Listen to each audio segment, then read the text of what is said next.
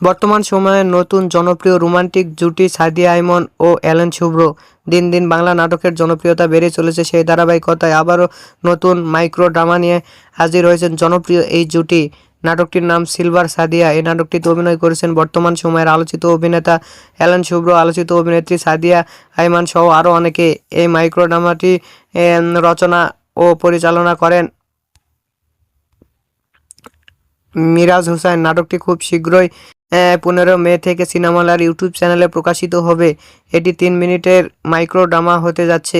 এটি দেখতে হলে অবশ্যই সিনেমালার ইউটিউব চ্যানেলে চোখ রাখুন এবং নিয়মিত নতুন নতুন নাটকের আপডেট পেতে হলে অবশ্যই চ্যানেলটিকে সাবস্ক্রাইব করে রাখুন। পরবর্তী ভিডিওর জন্য অপেক্ষা করুন।